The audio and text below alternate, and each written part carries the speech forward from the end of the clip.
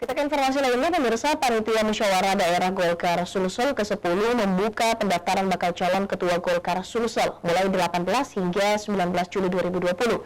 Rekrutmen bakal calon sendiri dibagi dua tahapan, yakni penjaringan bakal calon dan juga pencalonan. Panitia Musda Golkar Sulsel ke-10 membuka pendaftaran bakal calon Ketua Golkar Sulsel mulai 18 hingga 19 Juli 2020. Rekrutmen bakal calon dibagi dua tahapan.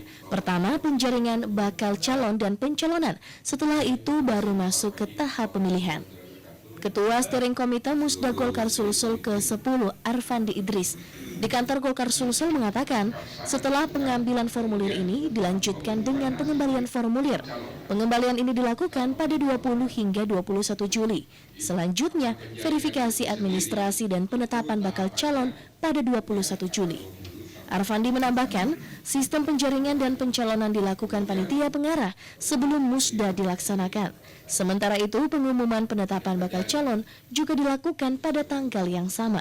Setelah itu, barulah dilakukan proses penyerahan dukungan bakal calon minimal 30%.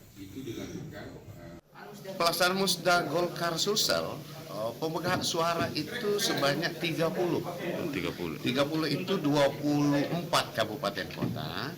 Kemudian 1 suara dari DPP, 1 suara dari DPD 1, 1 suara itu dari Dewan Pertimbangan. Kemudian ada 3 suara ini berasal dari 1 suara organisasi yang didirikan Partai Golkar, 1 suara organisasi yang mendirikan Partai Golkar, 1 suara dari unsur sayap Partai Golkar. Jadi 30 suara. Hari ini kita umumkan tanggal 16 Juli, kita umumkan proses tahapan. Salah kita buka itu tanggal 18. Jadi kita menghimbau pada kader yang ingin memajukan Partai Golkar, ingin menjadi ketua Partai Golkar, silakan daftarkan diri ke Partai Golkar Sulawesi Selatan. Untuk selanjutnya akan diproses, diverifikasi oleh panitia pengarah, dan akhirnya kita akan ajukan ke musyawarah daerah untuk dipilih dalam pelaksanaan musyawarah. Sementara itu, Ketua Organizing Komite Musda DPD Golkar Sulsel Risman Pasigai menambahkan, Musda Golkar Sulsel tahun ini akan tetap dilakukan secara langsung, hanya saja belum ditentukan tempat pelaksanaannya. Lebih jauh, Risman mengatakan, Musda Golkar Sulsel ke-10 ini akan tetap menerapkan protokol kesehatan COVID-19. Tim Liputan Celebes TV.